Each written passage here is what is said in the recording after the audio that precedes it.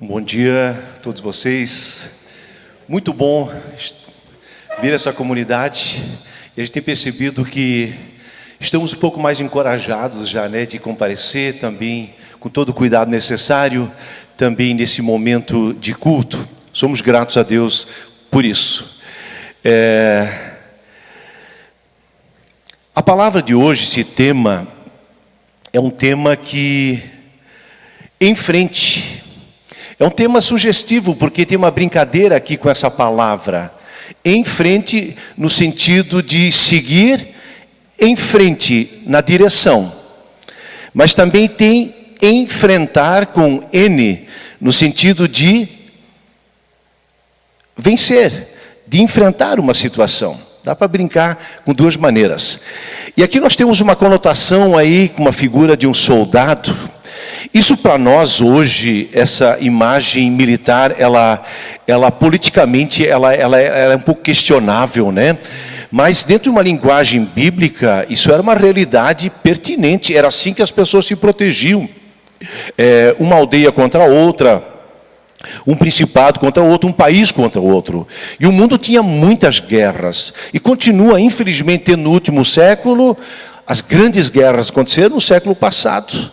E infelizmente não temos paz permanente, não. É sempre um certo barril de pólvoras, Mas aqui a linguagem, por isso essa imagem, mas ela é desafiadora. E nós queremos assimilar um pouco essa imagem dessa luta. E nós vimos há 2 semanas atrás, em frente na fé, depois em frente na atitude e hoje nas lutas. Todos nós sabemos que o dia a dia é marcado por dificuldades. Vamos ser bem honestos. Ninguém acorda de manhã dizendo, uau, hoje está tudo certinho, segunda-feira pela manhã. Claro, é uma bênção ter a vida. Mas acordar às 6 horas da manhã, você pegar o ônibus, pegar a bicicleta, pegar a moto, o carro, e você atravessar o trânsito, está chovendo, e você vai ter que trabalhar, você não sabe como é que estão... Quem está numa empresa tem cobranças, tem metas, quem é autônomo precisa correr atrás do prejuízo, quem está aposentado precisa gerenciar a sua aposentadoria, e de alguma maneira as surpresas que estão aí mostram que a vida é luta, é uma batalha, cada dia, a gente fala matar um leão a cada dia, E se nós olharmos, eu muitas vezes tenho percebido como pastor também, em momentos de sepultamentos, a gente faz uma análise da vida das pessoas. E eu geralmente, quando ponho na balança assim, as dificuldades, elas superam, sem dúvida, as coisas boas. O legal é que Deus nos deu um mecanismo que a gente dá uma deletadinha e põe lá no HD externo as coisas ruins. E a gente celebra as coisas boas. A gente procura memorizar e segurar aquilo que é bom. Eu louvo a Deus por esse mecanismo que Ele nos deu. E então é bom construir esperança e saber que, acreditar que as coisas vão melhorar. Mas ainda assim, há uma realidade. A vida não é fácil.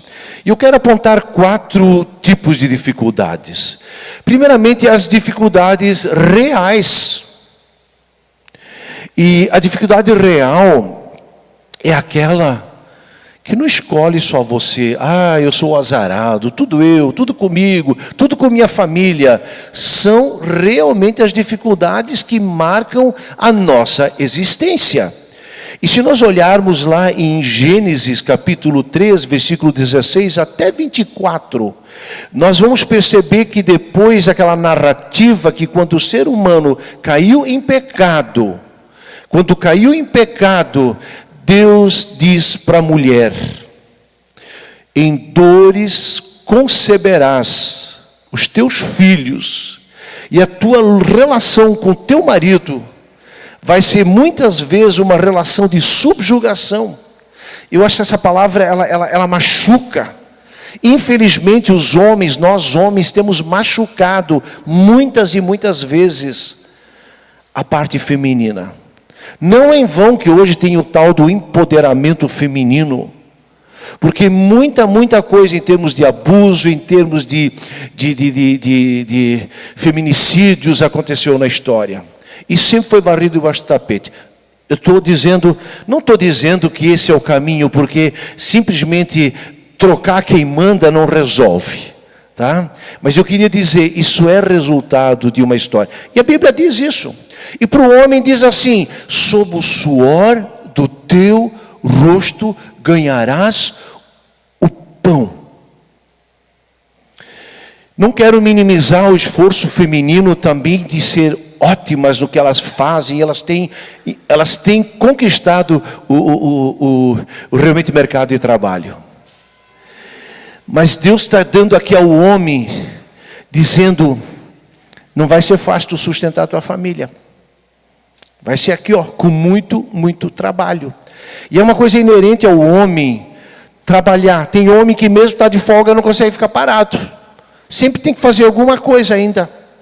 Isso é quase também uma maldição que é uma bênção. Porque se não tiver trabalho, nós homens também entramos em parafuso. Um homem não curte muito tempo ficar desempregado, não. Isso é uma angústia muito forte. Mas está aí, existem essas dificuldades reais do dia a dia. E elas estão aí, elas continuam. A preocupação pela sobrevivência, pelo futuro, pela aposentadoria, como é que vai ser em relação às doenças, se os filhos estão bem, está aí. Dificuldades reais, mas todos os desdobramentos em torno de uma mãe cuidar dos seus filhos, de um pai cuidar dos seus filhos, todo desdobramento de um pai, de uma mãe, de pagar o seu financiamento, todo desdobramento do trabalho, do estresse, enfim, queridos, dificuldades reais estão aí. A segunda, agora tem dificuldades causadas pela nossa postura de vida. Tem aqueles que dizem o copo está meio vazio, e outro vai dizer está meio cheio. Aqui eu lembro daquela pequena situação onde uma fábrica de calçado do Rio Grande do Sul manda 2 vendedores de calçados para a Índia, e o primeiro diz: patrão, aqui na Índia não adianta vender sapato, ninguém usa sapato. O outro vendedor da mesma empresa diz: patrão, que maravilha estar aqui na Índia, ninguém usa sapato. Deu para entender? A mesmíssima situação. E assim é a vida. Ontem à noite vi uma frase ainda: a mesma água que amolece a batatinha é a mesma água que endurece o ovo quando está cozido. Vocês estão vendo, é uma questão um pouco de onde você vem, como é que você vê a vida. E aí nós vamos ver que muito da nossa existência e da nossa vida está ligado como eu olho para as coisas. E aí no último Summit nós tivemos umas palestras maravilhosas, e uma me marcou em especial, da Vanessa von Edward. Ela tem uma palestra incrível que ela diz assim: nós temos os pré-ativadores que estragam a nossa vida ou que melhoram a nossa vida. E essa palestra, ela é maravilhosa, mas entre outros ela diz assim: quando eu olhei meus antigos e-mails, eu pensei, gente, que coisa horrível. Por que eu não agi diferente? Hoje eu faço diferente. Ela diz assim: antigamente eu dizia assim na sua empresa: pessoal, amanhã à noite às 18 horas teremos nossa reunião, por favor tragam o material que vocês prepararam, eu espero que todos compareçam, é importante, todo mundo está aí, e se tiver alguma ideia, mande no particular, e qualquer coisa em contrário, amanhã estamos aí, esperamos ter uma reunião rápida. Ela diz: que horror. As pessoas não suportam reunião, não suportam apresentar materiais, isso já dá uma angústia. Hoje ela diz assim: pessoal, que espetáculo ter essa equipe maravilhosa como vocês são. Como sou grato que vocês têm caminhado junto com o projeto dessa empresa. Tenho percebido a iniciativa de vocês e as suas ideias têm sido maravilhosas. Se tiver alguma coisa que querem acrescentar, mande no particular que vai ser preparado para que a gente possa usufruir aquilo que está no nosso meio e termos sucesso na nossa empresa. Deu para sentir? Se eu já acordo de manhã e digo, a vida é uma batalha, é uma luta, vou uma guerra, o primeiro cara que te atravessar no trânsito, você já tem vontade de dar um tiro, porque é uma guerra. Se você acorda de manhã e dizer, gente, eu estou desesperado, então realmente o dinheiro está acabando, e se for assim, nós vamos chegar só na terceira semana do mês e aí acabou tudo. Aí você, quando vai fechar um negócio, tu tem o coração batendo forte já, eu preciso vender, e aí você não vende o cliente, você quer enganar o cliente. Esses são os pré-ativadores. Se você de manhã já acorda e de novo, ai Jesus, de novo, aqui junto com a minha esposa, meu marido, pronto, ai fazer o quê? Não tem sido fácil, o homem é um mala, pronto, você está carregando o dia todo um peso, mesmo se você estiver no seu trabalho. Ah, minha sogra é uma jararaca, pode preparar, você vai receber uma picada durante o dia, ela vai largar alguma coisa, você está predisposto a receber a picada dela para envenenar o seu dia. Isso são os pré-ativadores. A boca fala do que está cheio o coração. Isso está dentro. E aí a Bíblia, o Espírito Santo, ele quer nos trazer, andar no Espírito e jamais satisfazer as obras da carne. Então é uma coisa de postura também. Terceiro aspecto, resultado de nossas más escolhas. Às vezes como pastor eu vejo alguém namorando com alguém e eu digo, Jesus, isso aqui não vai dar certo. Está tudo errado. Começaram tudo torto. Aí se tu fala alguma coisa, ai pastor, nós nos amamos, somos felizes. Mas não é só ser feliz hoje. A vida é feita de responsabilidades, compromissos. Tem uma formação, tem um trabalho bom. E aí você anuncia aquilo e você percebe que esse casamento não vai longe. E não é azará. É simplesmente porque tem semente podre. Você não pode colher alface se você está plantando uma coisa que não é alface. Você não vai colher trigo se você está plantando, sei lá, tiririca. A plantinha quando nasce pode ser muito semelhante, mas não é a mesma coisa. Uma é praga, a outra transforma em pão. Essa lei da semeadura, nós vamos colher o que nós semeamos. Então tem muita dor que é resultado das nossas más escolhas. E não adianta sempre culpar o outro, porque nós amamos culpar o outro. Nós julgamos o outro pelo que ele faz, mas nós nos julgamos pela nossa boa intenção. Eu julgo meu irmão na fé e digo, ele é um péssimo pai. Mas eu me julgo que eu quero ser um bom pai. Mas eu sou pai tão péssimo quanto o outro. Eu julgo a minha esposa pelo que ela falou. E eu me julgo pela minha intenção de sempre falar legal. Mas eu não falo legal sempre não. Então o outro nós julgamos pelo que ele faz. E eu me julgo pela minha boa intenção. E aqui nós temos um descompasso terrível. Sim, gente, muita coisa do que nós colhemos é pelo que nós fizemos. Eu vejo jovens brincando com as drogas. A maconha não é tão perigosa. Mas a maconha leva aquilo, o ambiente, num dia muito mal você prova a cocaína. E você prova o crack, dá um pico de... Teu cérebro registra isso. Tem gente que sai de boa na lagoa de novo disso. E tem outros que não saem mais. E só a família que lida com alguém que é viciado e é dependente químico sabe do que eu estou falando. Teve escolhas em fazer e o resultado é dramático. Tem muita dor. Tem muita coisa que nós passamos é porque nós escolhemos e fazemos e continuamos fazendo errado. E Lutero vai dizer que o pecado só tem 2 lugares. Ou ele fica no teu pescoço, ou ele vai para a cruz. Mas para a cruz, isso não é um lixão que eu jogo. A cruz é o Filho de Deus tem emoção, tem sentimento, tem amor, tem compromisso. Amor sem compromisso é prostituição. Não prostitua o amor de Jesus, que você dá algo em troca. Relacione-se com Ele. E finalmente temos as fatalidades.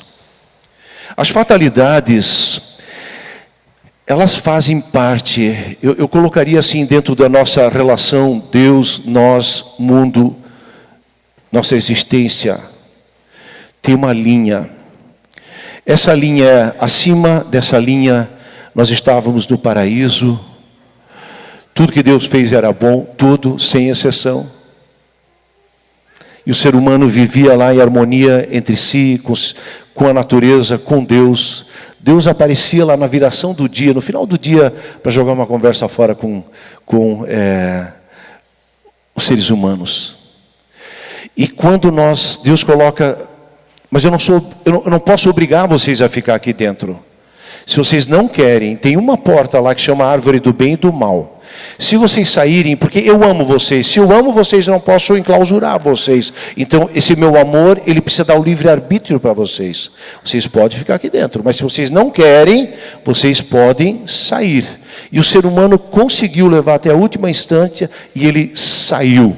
Ele prova então o fruto proibido e a partir disso seus olhos abrem e ele sabe o que é bom, é gostoso, o que é legal, mas ele também sabe o que é mal.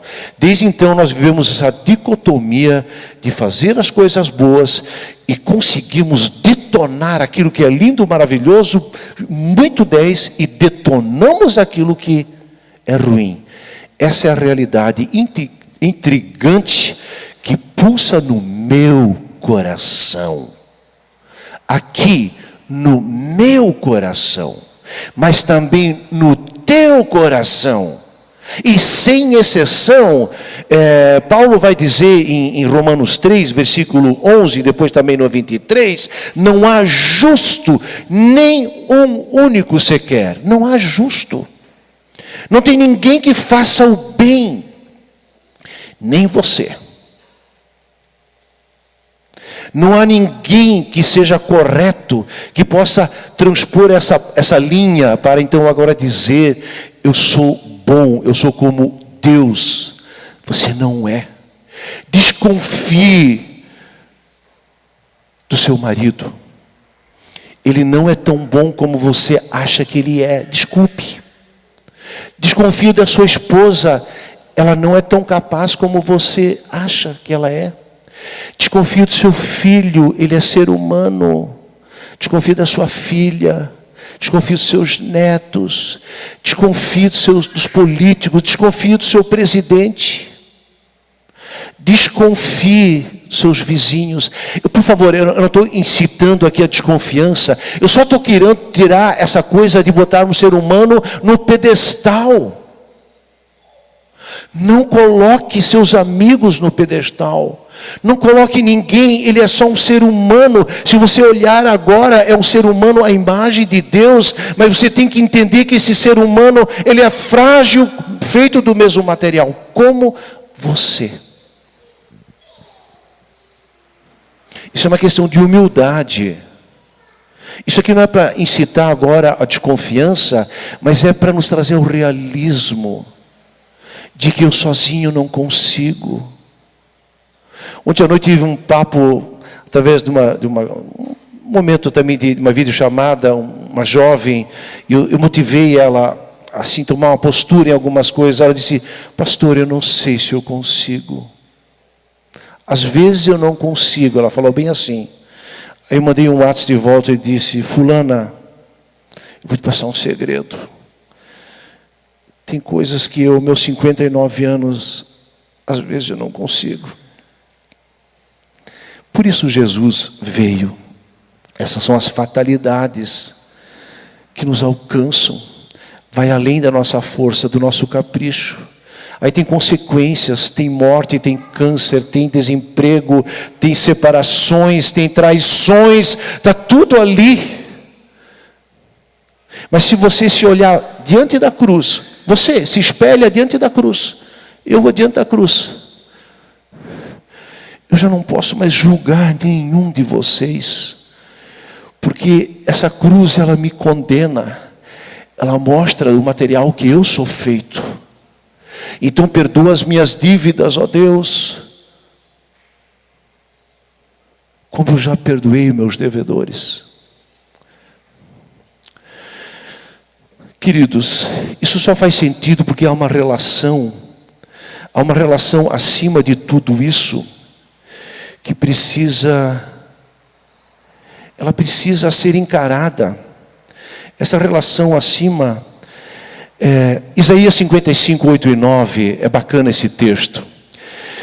Eu preciso carregar essa palavra sempre no bojo, sempre eu preciso carregar essa palavra. Meus pensamentos não são vossos pensamentos, nem os meus caminhos são os seus caminhos. Seus caminhos, meus caminhos, declara o Senhor. Assim como os céus são mais altos que a terra, também meus caminhos são mais altos que os seus caminhos, meus pensamentos mais altos que os seus pensamentos. Deus está aqui e nós estamos aqui. Por isso o amor dele, Deus é bom, sua misericórdia para sempre, de geração em geração a sua fidelidade. Ele é amor, isso é uma virtude, isso é uma essência dele. Ele é luz, e se eu peco, ele continua sendo amor, ele continua sendo luz, ele continua sendo misericórdia, porque ele não consegue trair-se a si mesmo. Ele é isso, mas eu não sou. Há um abismo entre Deus e nós. Por um lado, isso às vezes me frustra, porque eu não entendo esse Deus. Às vezes digo, Deus, eu não te entendo. Nesse tempo de pandemia, a gente perdendo pessoas queridas, eu não entendo Deus, porque nós. Eu também não entendo. Mas eu prefiro não entender muita coisa, porque se eu entendesse, Deus seria apenas do meu tamanho, e eu não quero um Deus do meu tamanho. Aliás, eu não entendo minha esposa muitas vezes, nem meu filho, minha filha. Eu não entendo porque nós somos diferentes, então eu já não entendo nem aqui. Então eu prefiro um Deus que eu não entenda, que muitas vezes me surpreende com ações que eu não entendo, que me machucam, me deixam até às vezes chateado. Mas esse mesmo Deus também me surpreende com a sua grandeza. Se hoje eu pequei, ele diz amanhã, filha, levanta, filho, levanta. Esse mesmo Deus que eu não entendo na dificuldade, é o mesmo Deus que te abençoa, não porque você merece, porque ele te ama. Então eu prefiro ter um Deus que eu não entenda, mas que está infinitamente acima de mim. E esse eu quero continuar amando, buscando, desejando, vivendo na presença dEle. E um dia sim, quando estivermos lá, aí os discípulos querem perguntar para Jesus alguma coisa, e Jesus diz, naquele dia, vocês não vão mais perguntar nada, porque tudo vai estar na luz absoluta e na plenitude. Queridos, foi lido já antes o texto das armas espirituais. Foi lido o texto lá pelo Leonardo. Eu quero só destacar, Paulo está dizendo, comece a olhar um pouquinho nos seus relacionamentos, no seu trabalho, no seu dia a dia, no campo político, no campo relacional, no campo da educação, no campo da saúde. Comece a entender um pouquinho, isso não é só pessoa contra pessoa. Paulo vai dizer que tem uma luta, às vezes diabólica, que acontece. Tem coisas que são diabólicas, não se explica, isso acontece de uma maneira que você diz, caramba, mas não é possível. E essa luta é luta espiritual. É aquela luta que Jesus no Getsêmani estava lá, Pai, se possível, passa de mim esse cálice. Mas seja feito não minha vontade, a tua. Isso era uma luta espiritual, porque o diabo queria tirar Jesus. O diabo queria um outro caminho para Jesus, que ele traísse, negasse, não fosse, pecasse. E Jesus foi fiel até a morte, e Deus o elevou. Porque tem luta espiritual. Paulo vai dizer, nossa luta não é contra sangue e carne. Se tem um filho, uma filha com problemas, não é só porque ele fez mais escolhas, porque isso, aquilo. Tem luta espiritual. O diabo vem para matar, roubar e destruir qualquer casamento, qualquer filho. Ele quer destruir seus netos. Então nós temos que ter armas espirituais. Não basta só ir no gogó, na educação. Tem gente que não consegue mais ouvir palavras de conselho. Então Paulo vai dizer, então comecem a ser verdadeiros. Então comecem a calçar os pés com o evangelho, que Jesus ama esse mundo. Então comecem agora a ter a fé como sua proteção e não a língua. Então comece agora a se proteger do mal. Usem aqui na cabeça a certeza que Deus existe, Ele é Pai de Jesus Cristo, e que eu sou salvo porque Ele morreu por mim. É o capacete da salvação. E use a espada do Espírito, que é a palavra de Deus. Sabe como é que eu sei que você espiritualmente é uma pessoa forte e uma pessoa que tem vitória cristã, vitória na fé? Se você lê a Bíblia. Se você não lê a Bíblia, desculpe, não haverá. Você não manuseia bem a espada. Transforme a leitura da palavra. Tem aplicativos maravilhosos. Transforme ela em armadura. Transforme ela em espada. Leia todo dia um capítulo. É tão fácil, 5 minutos. Tem celulares que vão dizer quanto você fica no WhatsApp. É chocante, tem gente que fica 3, 4, 5, 6, 7, 8 horas no WhatsApp. E você não é capaz de pegar sua Bíblia, 5, 10 minutos, um aplicativo. Hoje você pode ouvir, você pode acompanhar. Traduções simples, é de graça. E o verso é um aplicativo simples. Que desculpas que você tem para ser derrotado espiritualmente? Porque você não usa a palavra. Ela não pulsa mais seu coração. Ela precisa estar saltando aqui dentro. É isso que Paulo diz.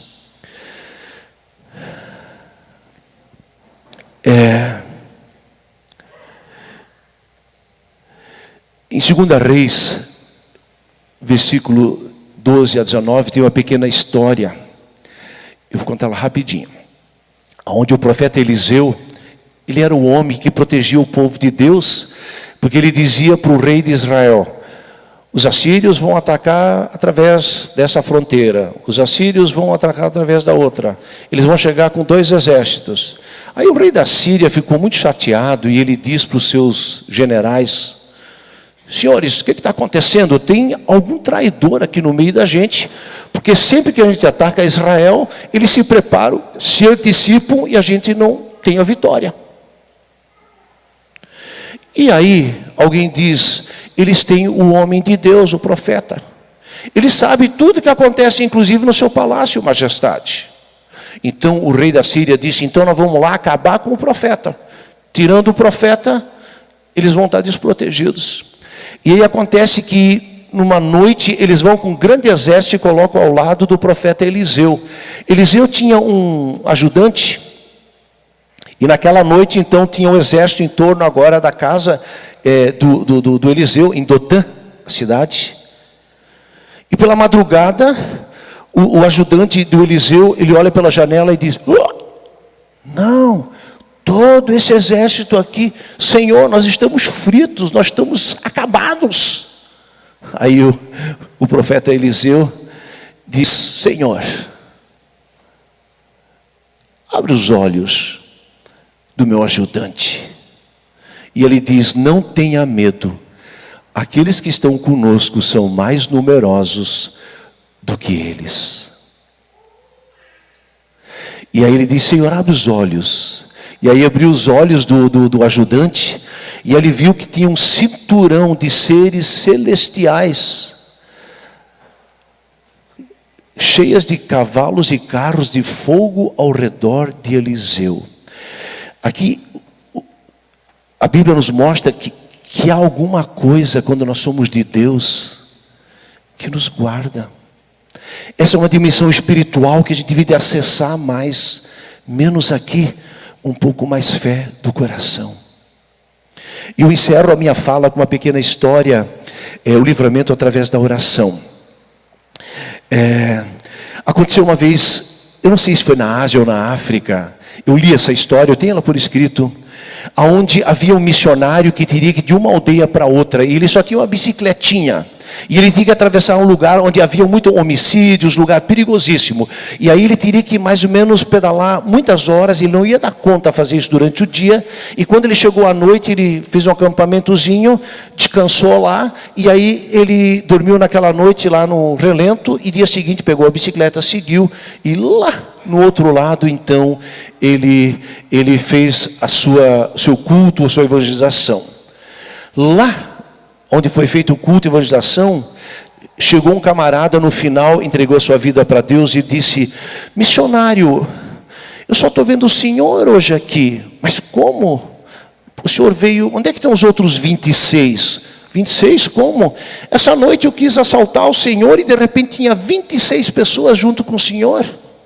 26 pessoas, mas eu estava sozinho, não vi. Passaram-se alguns anos, esse missionário estava numa convenção missionária nos Estados Unidos. E aí ele conta essa história. E no final dessa história, vem um homem para ele e diz: missionário, que coisa maluca. Eles tentaram refrescar a memória. Um dia eu estava no meu trabalho, algo me incomodou tanto, eu era para orar para alguém da África. E aí eu chamei alguns irmãos na fé da nossa igreja, e eram 26 pessoas. E nós nos reunimos para orar por alguém na África que nós não sabíamos quem era.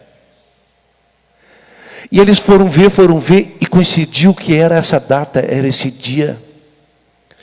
Isso é coisa recente. Pode ser que é uma historinha que alguém inventou. Não, eu creio nisso. A oração são mísseis teleguiados que podem alcançar 13 mil quilômetros sobre a vida do meu irmão e da minha irmã, da minha sobrinha na Alemanha. Que coisa linda. Queridos, há lutas, mas tem ferramentas